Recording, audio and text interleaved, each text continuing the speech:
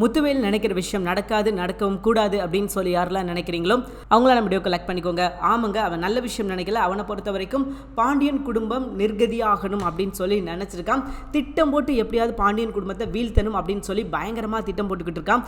அதில் என்ன அவனோட நோக்கம் என்ன அப்படின்னு பார்த்தீங்கன்னா, சக்திவேல் இருக்கான் இல்லையா, ஸோ முத்துவேல் அண்ட் பாண்டியன் இவங்க ரெண்டு பேரும் எப்பயுமே சேர்ந்துடக்கூடாது. அப்படி ஒரு வேளை சேர்ந்தோம் அப்படின்னா நம்ம தான் சோத்துக்கு சிங்கி அடிக்கணும். ஸோ அதனால் இவங்க ரெண்டு பேரும் எக்காரணத்து கொண்டும் எந்த ஒரு சூழ்நிலையும் சேர விட்டுறக்கூடாது. அப்படி சேர்ந்தாங்க அப்படின்னா அது நமக்கு தான் பிரச்சனை. ஸோ இவங்களை நம்ம அப்படி சேர விட்டுறக்கூடாது அப்படின்ற மாதிரி ஒரு பக்கா பிளான் போட்டு வச்சுருக்கான். ஸோ அவனோட திட்டம் என்ன அப்படின்னு பார்த்தீங்கன்னா, பாண்டியன் அண்ட் நம்ம முத்துவேல் இவங்க ரெண்டு பேரும் எப்பயும் சேர்ந்துடக்கூடாது. இவங்களுக்குள்ள விரோதம் இருந்துக்கிட்டே இருக்கணும். ஒரு பகை அப்படின்ற ஒரு நெருப்பு வந்து பற்றிக்கிட்டே இருக்கணும். அது இருக்கிற வரைக்கும் தான் நமக்கு வந்து சேஃபு. ஸோ அது இல்லை அப்படின்னா நமக்கு தான் பிரச்சனை அப்படின்னு சொல்லிட்டு, ஸோ இன்றைக்கி எபிசோடில் பார்த்தீங்கன்னா கோமதி தைரியமாக போய் அவங்க அண்ணன்ட்ட முத்துவேல்கிட்ட பேசுகிறாங்க.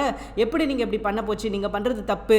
நான் வந்து வாக்கு கொடுக்குறேன், ஏன் பொண்ணால் உங்கள் வீட்டில் எந்த பிரச்சனையும் வராது. அதே மாதிரி நீங்களும் எனக்கு வாக்கு கொடுங்க, உங்கள் வீட்டு பையனால் எங்கள் வீட்டு பொண்ணுக்கு எந்த பிரச்சனையும் வரக்கூடாது அப்படின்ற மாதிரி போய் ஆர்குமெண்ட் பண்ணுறாங்க.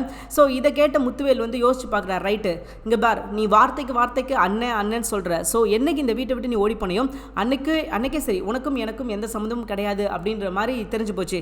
ஸோ நீ யாரோ ஒருத்தி இப்படி என்கிட்ட வந்து ஒரு ரெக்வஸ்ட் கேட்கும்போது நான் கண்டிப்பாக அதை செய்வேன். என் வீட்டு பையனால் உன் வீட்டு பொண்ணுக்கு எந்த ஒரு பிரச்சனையும் வராது.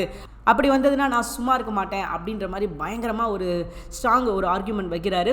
ஸோ இதை பார்த்த வந்து ரெண்டு பேருக்கும் அதிர்ச்சி. யாருக்குன்னா சக்திவேலுக்கும் நம்ம குமாருக்கும். ரெண்டு பேரும் அண்ணே என்னென்ன சொல்லிக்கிட்டு இருக்க, எப்படின்னு என் பையனுக்கு அப்படின்ற மாதிரி சொல்ல, எங்கே பார் சக்தி அமைதியாரு அப்படின்ற மாதிரி முத்துவேல் சொல்லிட்டு, அடுத்த வாரமே மதுரைக்கு போகிறோம், அங்கே இவனுக்கு பொண்ணு பார்த்துருக்குது அப்படின்ற மாதிரி சொல்ல, சக்திவேல் என்னென்ன சொல்கிறீங்க, பொண்ணு பார்த்துருக்கீங்களா, என்னென்ன சொல்கிறீங்க, யாரை கேட்டேன் பொண்ணு பார்த்தீங்க அப்படின்ற மாதிரி சொல்ல, அப்போது டக்குன்னு மாறி சொல்கிறாங்க, என்னங்க உங்களுக்கு பிரச்சனை, இவ்வளோ நாள் பொண்ணு பார்க்கல அப்படின்னு சொல்லி சண்டை போட்டுக்கிட்டு இருந்தீங்க, இப்போ அவரே பொண்ணு பார்த்துருக்கேன் அப்படின்னு சொல்லியிருக்காரு, இப்போ என்ன உங்களுக்கு பிரச்சனை, பேசாமல் அவர் யாரை கை காட்டோட கல்யாணம் பண்ணிட்டு பேசாமல் போக பாருங்களேன் அப்படின்ற மாதிரி சொல்ல, ஏன்னா அப்படி போயிட்டா தான் இவங்க பிரச்சனை வந்து பெரிய பிரச்சனை ஆயிருமே. ஸோ இவங்களுக்கு வந்து சோத்துக்கு சிங்கி அடிக்கணும் அப்படின்றது இவங்களுக்கு நல்லாவே தெரியும்.